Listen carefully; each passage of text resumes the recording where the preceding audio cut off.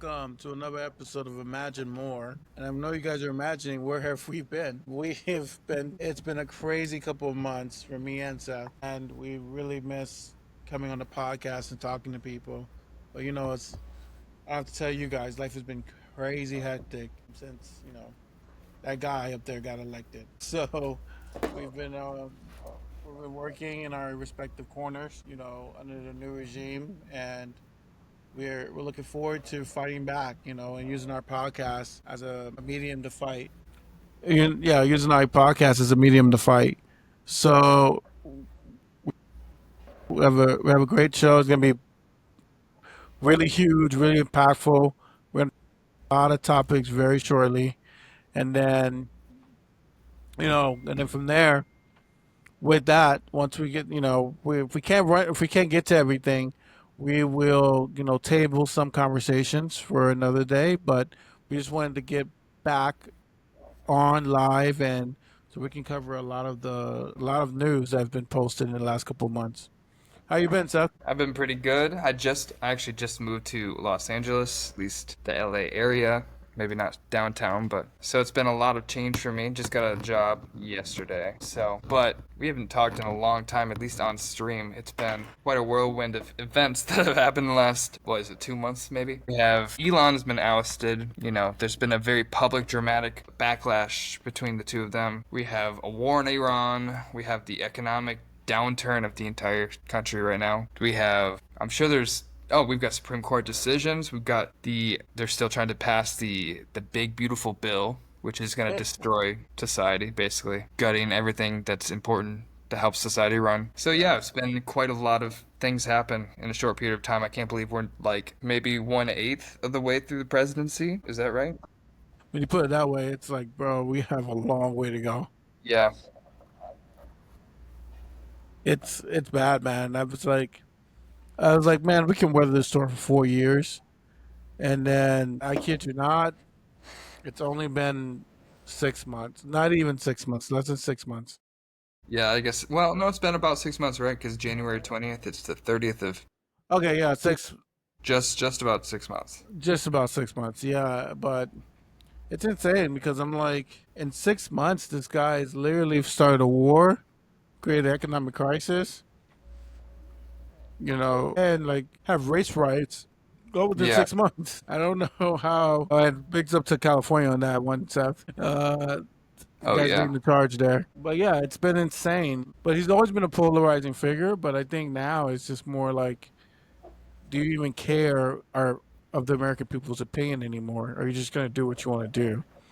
And that's where I feel like he's at right now. He's like, bro, I already Yeah. got elected. So there's no real reason to, have to listen to what you guys are saying anymore, because I'm already elected. I don't know if you saw this, but like that war, the 12-day war with Iran and Israel, it's like his what's her name, Tulsi Gabbard. Oh So God. she's gonna be completely irrelevant after his administration. By the way, Yeah, well, either she could end up doing I could see her doing an Elon Musk thing. I could see she seems more in the Elon Musk sphere of the political movement, where I could see her breaking off based on like one major disagreement. At yeah, least if the political tides are moving in that direction. If there's a bigger fall off, she would be one of the first people to fall off for sure. But she goes wherever the wind is blowing, so she would need like a little bit of social acceptance for that to happen. yeah, And I can see that being her capital. Like I feel like the next generation of the Republican Party is going to be it's going to be all the prominent figures from the Trump administration that are no longer like direct. They didn't go down with a boat when it sank. yeah. So those are going to be the survivors. I actually think JD Vance is likely to be the next nominee, but I don't think that's set in stone. I think that there's still some room for somebody like Tulsi Gabbard to be the next like Republican nominee.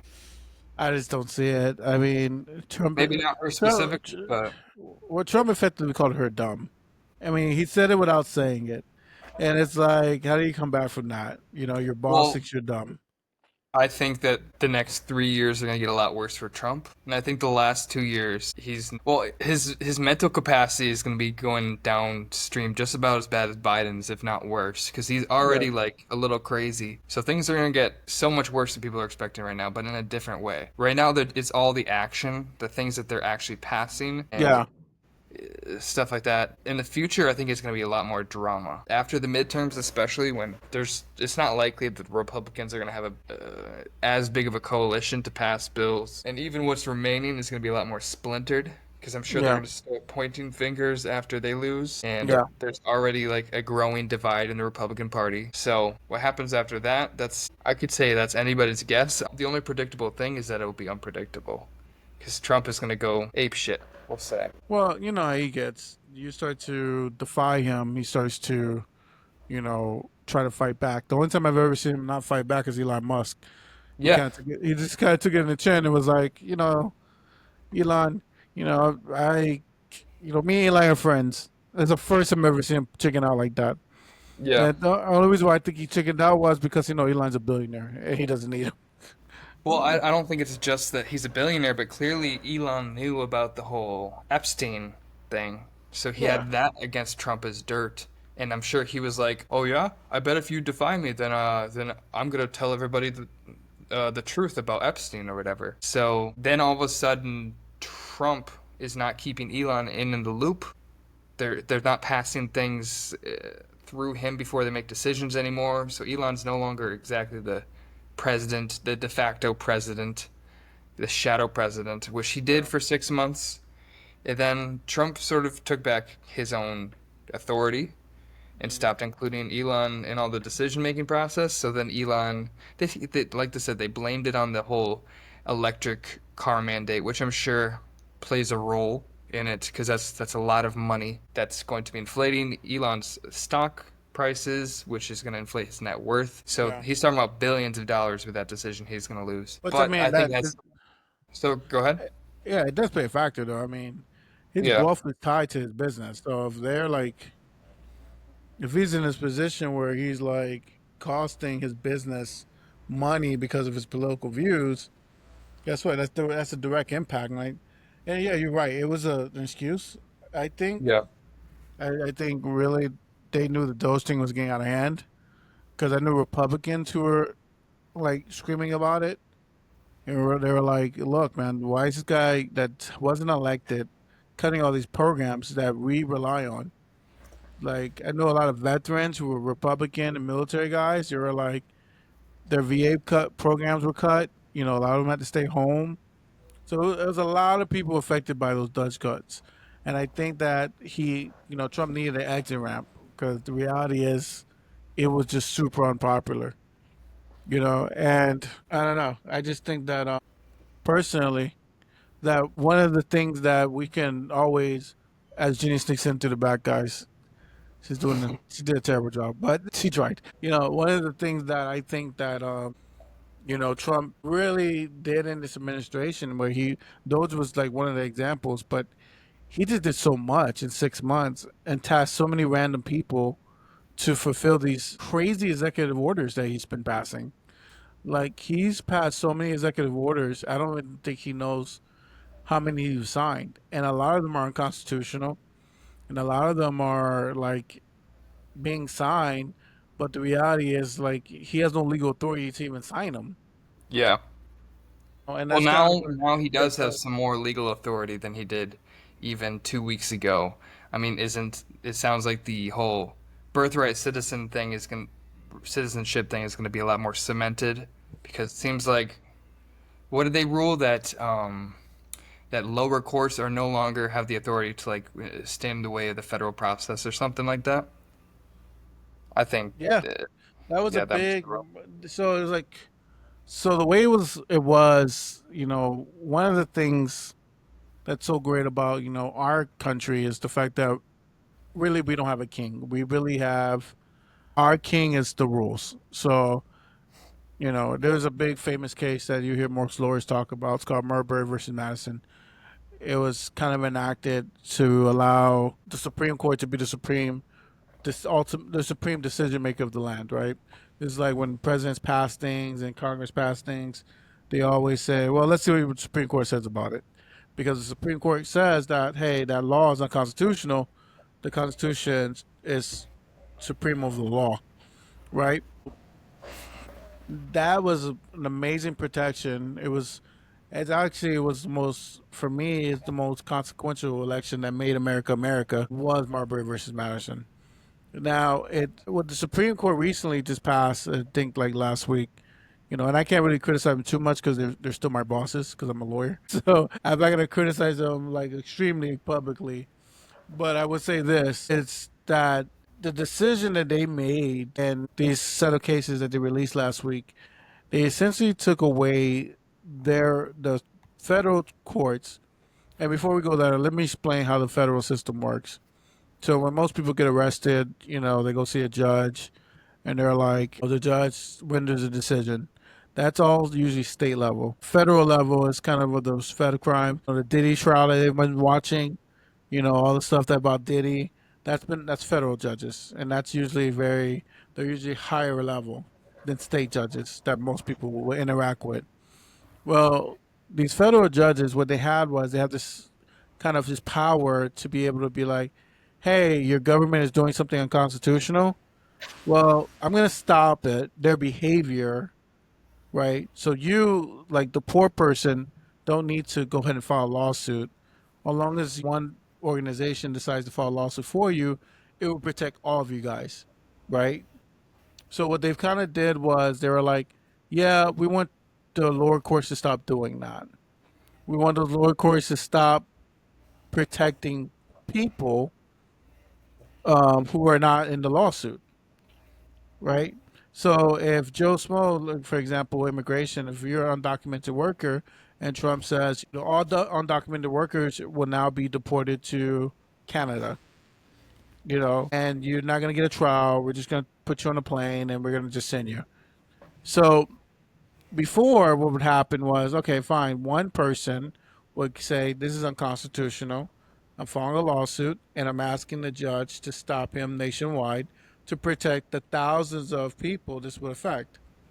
Well, the Supreme Court essentially stated that judges can no longer do that. And so essentially, what judges can only do is they can stop the person that's involved in a lawsuit from being deported, but they wouldn't be able to stop everyone that's affected by the law. And so that change, it's a very slight change, but it has huge impacts. And a lot of people don't realize it because what's going to happen now, and you will see in the future with Trump when he does stuff, he's going to start passing things, and there's no way to stop him. So if he says tomorrow, if you're an African American and you were, born between 19 something and 19 something, you're going to get deported to Guatemala. Now, every single person who is affected by that decision will have to file a lawsuit. If they don't file a lawsuit, they are not protected. Even though technically you're a U.S. citizen and technically you have the rights to access to the courts, if you don't get to the courts in time, you are stuck. So let's think about how it will play out. If you have, let's say Trump comes out tomorrow in executive order and says, hey, all people from Haiti, Cuba, and the Caribbeans, you guys need to report to this military base and you're going to be deported tomorrow. Let's say ICE comes in your house and they take everybody. Well, what the Supreme Court essentially did was if one person, let's say one person was able to escape and go to the court and stop them, the Supreme Court took that away. So now there's no way to stop them because imagine everyone's on a plane on their way to another country, so no one can actually get to the court. And that's an extreme example, but that's just Mhm. some of the consequences It's of not removing the unrealistic. power. So it's not unrealistic. It's not unrealistic. It's very realistic. This birthright citizenship is kind of like the gateway, Yeah. and it was a way for Trump to make the conversation happen. Because a lot of people don't understand, like the presidents really don't have that much power. In reality, they don't. Well, they hadn't. They're not constitutionally given that much power, but No. they increasingly consolidate power within the executive branch and take away powers that were given to the legislative branch, and that becomes easier to do because there's so much stagnation in Congress, so nothing passes anyways. So it just sort of defaults to the executive branch, especially now. Yeah, it's becoming, and I bring it's like It's becoming a kingship. And as much as we say we don't want kings in America, that's what we're essentially saying. We're saying that no matter what he does, like imagine this bill right now that's being passed, a big, beautiful bill. That's a terrible bill. Like It's everyone horrible. knows it's a terrible bill. Everyone knows it's going to bloat the economy. The Everyone knows it's going to, Republicans don't even like it. They just go along with it. yeah, they Like just it's go along not with even it. conservative. Yeah, it's because Trump wants it passed. So they're Yeah. going to do whatever they can to pass it, even though it's a terrible bill. It's like everyone from the Republicans to the Democrats are saying, yeah, this is a bad bill. And when this passes, it could probably cripple our economy. But, it, what do you have when you have a guy like Trump who says pass a bill or you're not gonna be reelected? What happened? Like look at the senator right now. I think he's a Republican Thomas senator, Massey. Yeah. Tommy Well, Massey. he's not even a senator. He's just one random representative from a district in Kentucky, and he's just been like him and Justin Amash were like the two libertarians in Congress. So he kind of does has always done his own thing. So I mean, he's voted against Trump a lot of the time, anyways. At least when it comes to things that are not principled in libertarian ideology or whatever. But since this is Trump's baby, he doesn't actually care. He doesn't know. Trump doesn't even know what's in the bill. He just has to pass something so that he can campaign on action, essentially. Yeah, and well, the senator I was talking about was the senator from North Carolina. He's not returning because he voted no for the bill. Are you talking about Senator Tom Tillis. Tillis? Yeah, Tom Tillis. Yeah, See. and so it's like it's becoming one of those things. Like, well, what are we? Are we really a republic? Or are we a king? Are we like a monarch? Are we like are we gonna have like this secret desire to be like the royals or something? Yeah. Like because it's like as America it doesn't make any sense. It's like we allow this guy to do whatever he wants up there under the guise of well I was elected. Yeah, you were elected, but I mean the candidate you won against wasn't as strong a candidate. So it's like you won because technically because she wasn't that strong. But I think you know I think if you win against a better candidate you would lose like any given Sunday. And the reality is what makes me upset is 35% of the country is really dictating 65% of the country's policies because I wouldn't even people say are 35%. I would say the 1% is dictating the 35% because they're not even thinking for themselves. It's like an even smaller percentage of people deciding everything for everybody else. It's just the 35% that go along with it because, like I said, they literally don't have a set ideology. Well, they used to be conservative, which is yeah it's a set ideology. It's just like the old way of doing things, tradition, and now they're a different thing altogether. This populist movement on the right is basically just neo-feudalism essentially. They just have it rebranded, and technically that's an old school ideology. That's from like the 1500s, but we're going back real far back to the feudal age when we had lords and ladies ruling over all of society. It's like the designated oligarchy, the designated rich people that go along with the crown. They are your overlords, and it's moving in the wrong direction on purpose. well it's becoming I had this one he was like a guest lecturer in school it was like I don't know I don't want to hate myself but it was like 10 years ago when I was in undergrad he said this he said that Americans have the tendency to want freedom but the moment they're scared they tend to give up that freedom. Yeah. And he said that like what, and I will never forget it. He said 9/11, even though it was tragic, but look how much freedoms we gave up after 9/11, just in order Yeah, for us to be I think safe. Americans are so used to the concept of freedom, or um, they're just conditioned and comfortable in the results of freedom that they've never experienced it being deprived from them. So it's so easy for them to just call for blatantly unconstitutional things that directly go against their civil liberties when they've never experienced a world without their civil liberties. So, and I also think that like the stagnation of our Congress, how it doesn't matter left or right who gets elected, nothing passes, nothing's moving, no bills are being presented.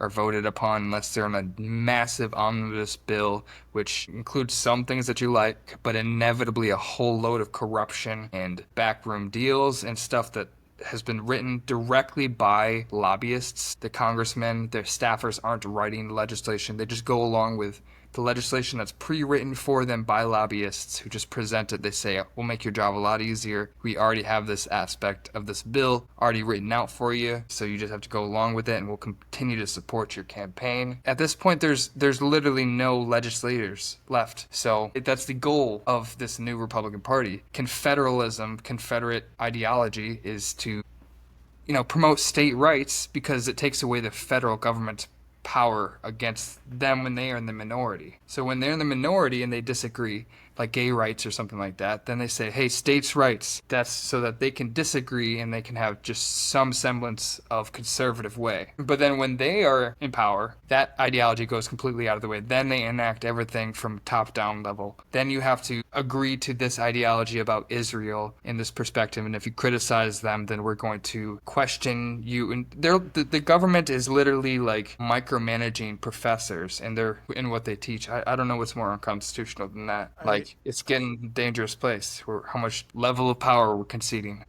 Yeah, it is a dangerous place because at the end of the day, you know, when you don't have government, they don't have a sense of check and balance. What you're gonna have is you're gonna have tyranny. It's just the way it Yeah. works. I mean, it's just not to say that like there's a formula to how humans think, but the reality there is a formula to how we think. I mean, this is why I always tell people like history is my favorite subject because history, if you follow it, you listen to it, it always repeats itself, and it's always the same things over and over and over. If you follow history, sometimes people forget like the Romans were republics, they were citizens just like America, and it fell. Yeah. Why did it fail? It's because it got too big, it became too divided, and it became one side versus the other. Hmm. And that's what we're in right now. We're in this one side versus the other. One side just wants to say whatever the other says the complete opposite of. Like you're talking about a bill that's terrible on both ends, and Republicans are like, it's okay, we can swallow it. It's a Yeah, good it doesn't bill. even reduce the deficit. There's nothing in it that should even be something they support. It doesn't make any sense. They just go along with it. Partisanship has become so ingrained in republicanism. Democrats had their fair share of it during the Biden era, but it was more like those Yeah, closest to him they would be covering up the whole dementia thing or whatever. But which was Republican wrong or too. Democrats That are was much wrong more too. adversarial. Sorry, go ahead. You're right. That was wrong too. Like Yeah. we don't talk about it often, but covering up a president's sickness is that is treason. I'm sorry. If he was sick, like it's been reported, Yeah. it should never have been covered up, and he should have been primaried. Yeah, I mean, Point blank. it's written in the Constitution what you do when the president is literally unable to do their own job because of illness or mental capacity, something like that. So the fact that they just went along with it because it was more convenient, and it would be really embarrassing for them to have a president step down because of his own mental capacity. So Hmm. then the administrators, the staffers around him just ran the rest of the country. His Yeah. wife had a major role, which nobody elected his wife. Which she might be Yeah. nice, but that's just not. There's very clear reasons why. If we just ignore the whole maybe the election was stolen thing because of Hmm. voter suppression, Trump won fundamentally because of Joe Biden's perception as a failure and the Democrats' failure to go against anything that he allowed necessarily. Kamala Harris's like the closing statement was, oh, when they were asked on The View, what are you going to change? And she said, like, nothing's going to fundamentally change. And that's not what people wanted to hear. So people voted against that. Exactly. Yeah. That was Exactly. the moment that she lost. She had a chance to be a completely different voice, especially because she had been shielded from the Biden administration the whole time. She wasn't Hmm. seen side by side with him that much. They were covering her up. So the fact that she was able to run, she had the name recognition of a VP, and she wasn't so tied closely to his policies and his decisions, it was a great opportunity for her to stand against at least the old way of doing things.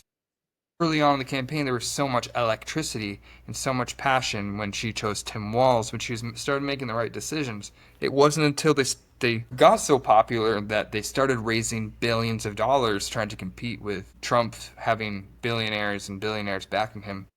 Yeah. So the Democrats started giving and started playing Republicans at their own game.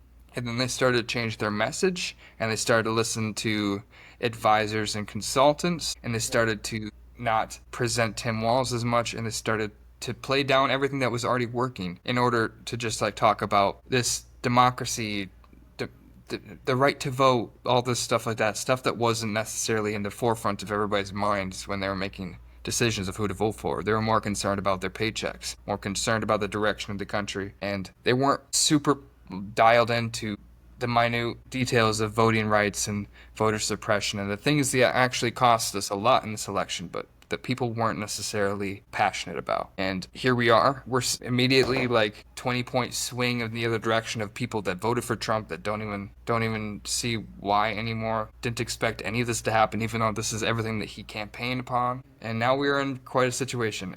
Literally a worst case scenario right now. We are it talks of having war with Iran and all the Axis powers or whatever, all the allies they go along with Iran, and this is not a good situation, especially having a leader like Trump, who's as unpredictable as anybody could be. Yeah, I mean, it's not a good situation. I mean, at the end of the day, he's losing support among independents, which we all knew that was going to happen anyway. It was just a matter of time. He's losing, well, he's never had the Democrat support. He's Yeah, losing support among Republicans because it's a constant like barrage of misinformation. I mean, just a simple attack on Iran, yeah, right? He came out the same day and said we've obliterated their nuclear program, and that was hmm, so far from the truth. Like it was so bad, no one even no one said it besides him. It's like, yeah, we did damage, yes, but we don't know if they obliterated, so we're not gonna make those kind of statements. And they were smart, and it come to find out they didn't do it. And the UN nuclear chief said this week that you didn't do anything. You sent them yeah. back a couple months, and it's like that's embarrassing. And now they have no reason not to pursue nuclear weapons. I mean, Yeah, right. Like now they're more incentivized than ever. yeah, if I wasn't gonna do it, I'm gonna do it now because you Yeah. just attacked me. You know. Because it's a deterrent against this kind of thing from happening. You don't usually attack nuclear armed countries, which is why it's like if you really believe they're nuclear armed and you're the ones attacking them right now, that's an insane thing to do. Yeah. What if this is just like that's not their main location, or what if they got other locations with other nukes and then all of a sudden Philadelphia's gone just because Trump one day decides to bomb without congressional approval, without any sort of constitutional approval. He should in any just world be impeached from this and removed from office, but this like the 80th thing he could have been removed from office for. Like at this point, he's completely invincible and he's completely with or upheld by the Supreme Court.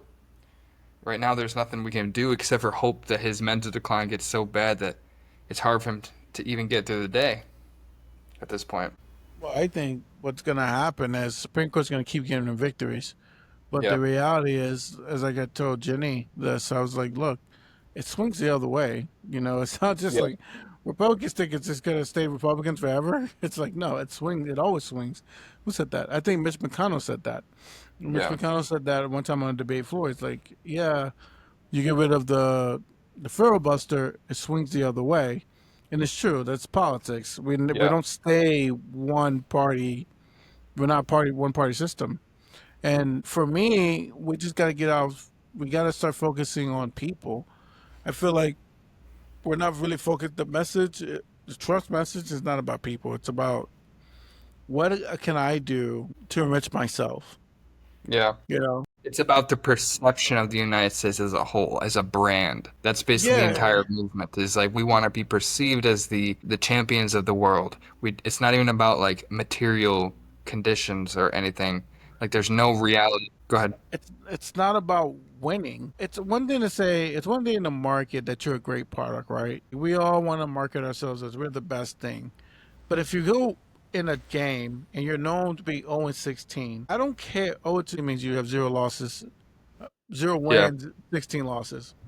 And you go in there with an 0-16 record, and then you're like, I'm the best. At some point, you look stupid. Because how could you be 0-16? Every team beats you, but you're still trying to market yourself as being the best. And it's not a downplay on America because it's one of the best countries ever created in the Yeah. world's history.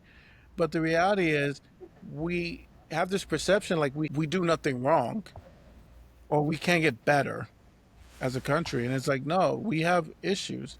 Instead of talking to farmers in the middle of Michigan, in the middle of Illinois, in the middle of the blue state, what do you call it? I would call them swing states, but they're not really swing states. The flyover states. Instead of telling them that we're going to bring their jobs back, how about we really come up with a plan that really helps them? Because the reality, we know manufacturing jobs are not coming back. And like, I don't care how many companies. I realized that for a second here, Oh, guys. still with me? But yeah, I was waiting for Steph to reconnect. I was just saying, like, we're always talking about we bringing these manufacturing jobs back, but the reality is, there we're not investing in training these people who have lost their jobs. And right now, we think the manufacturing crisis has gone bad. We have an AI crisis that's coming. In 2 or 3 years, AI is going to replace thousands of jobs. So now that we have a shortage of manufacturers and we have a shortage of now going to be white collar jobs, you're going to have a mass amount of unemployed people in America with nothing to do. Instead of focusing on that problem, we're talking about immigration. And immigration is not the reason why jobs are not here in America. We're not really getting involved and diving deep into the real hard issues. What we're doing is trying to market, what an American is. We're trying to market that an American is a white male with no immigrant background, blue collared American citizen. And it's like that's not what an American is. An American is it's not it's an Italian, it's a black, it's Cuban, Haitian, it's Mexicans, you know, it's all that. I mean, that's America. America literally is a melting pot, and that's what defines us as a country. I mean, for Trump to try to sell us on this idea that no, you guys are not truly Americans. The only true Americans are the one that was born here. It's ridiculous. It doesn't even make logical sense. It's like everyone born here comes from a different ethnicity. Unless you're a Native American, no one here is a true American. Well, according to Trump standards. For me, this is just another version of the Gold Star that the Nazis passed. Instead of them calling it the Gold Star, or essentially what they're saying now, well, the real issue is we want to know who is not documented, who's not documented, because not documented people are the first one to be deported. There's no difference in that standard with the Gold Star and the standard that Trump is trying to pass. So we definitely have a long way to go, and I think that we need to start having these conversations internally to figure out what's the soul of America. So yeah, our state of our politics is in a very insane. It's at a very insane place, and insane as we really don't have any checks and guards in place right now. We don't have a judiciary to protect us using the Constitution. We don't have a Congress to prevent a lot of the encroachment of statutory rights. All we really have is a president who's passing executive orders, and we don't really have the ability to stop him. And that is very problematic, because a president that can't be stopped or checked is to a point, it's a king. And if he's acting as a king's role, then we're all in trouble because it's like every king in history. They always get fatter and they always want more and they always want more glory. They always want more power. And it always comes at the expense of the people. That's just how kings work. Or, in modern terms, just being like kings, that's how dictators work. I mean, Fidel Castro, Adolf Hitler, all these different dictators are the same thing. They want status, they want power. And the more we abdicate our power as people to an executive branch to allow him to do whatever he wants, We're saying that, you know what, you're absolute king. You can say whatever, and we're just going to go along with it. And to me, that's a very, very scary proposition, if you ask me. Society, man. Crazy. Yeah, it's the craziest thing we live in. But Yeah. hey, no, we live in it. We want to, I think we just ultimately wanted to get better. And that's why this podcast works, because it's just a place for us to all vent, and many other places to vent about our society so we can make it better. Yeah. And there's not a lot of good discourse between, like, people of good faith with disagreeing points. That's why we usually end Yeah. up, like, debating libertarians instead of Republicans, is we don't even have conversations anymore because they live in completely different realities. Yeah, Like, really. I don't know. We've been talking back and forth, and Mike Termont. So he's a libertarian, but he's a Republican. But it's like we just consume completely different media and like live in completely different worlds. But at the same point, like if you hear people talk, like very different people with different perspectives, like completely other ends of the spectrum, we're often saying the same things. At the end of the day, there's the same rhetoric against, like, there's a group of people controlling every decision, and it's not really coming from the people. And I think that there's a lot of different things that we all share. We all share from the same failing economy, even though we disagree about what is causing it to fall apart. And I think if we really like communicate the core issues of what are causing these problems, that's where we can find some common ground because we generally agree on what the problems are. Although maybe not as far as social issues go, because they're all concerned about trans people taking over the entire world or something like that. Yeah. Republicans don't necessarily. Okay, from an economic perspective, people are definitely facing the same things from global issues. Nobody wants to get in a war anymore. We all experienced that during the George Bush era. I think most Republicans would consider themselves anti-war nowadays, which is ironic because of how quickly we've seen half of them switch as soon as their guys are doing the war. Yeah. Because during the campaign, Kamala Harris was the big war monger, and Trump was the peace candidate, and I think that's what got a lot of like comedians and like the vague populist people into thinking that Trumpism was like for global peace or something like that. Yeah. He's anti-establishment. He's not controlled by the same people. But as we've seen, Yeah, right. you almost wish he was controlled by the same people with how much worse it is, the results. Like, at least in the first administration, he had some military generals, or at least some form of meritocracy, even when it came to deciding which horrible candidate would represent his cabinet. At least there was a meritocracy by, like, he's the best idiot. Like, but now they're all idiots, and like there's not even like a rank. They're all just like the absolute worst possible person you could put in charge of an administration or a cabinet. Like, for God's sakes, the Department Secretary of Education is the wife of the WWE owner, like Linda McMahon. Yeah. Literally couldn't pick a random person off the street and they'd be just as qualified. This is we're finding out what happens. You fuck around, you find out. So it kind of sucks because you want to root for America, but it's almost like you can't even root for something that you know without a shadow of a doubt is catastrophically going to fall apart and blow up in your face.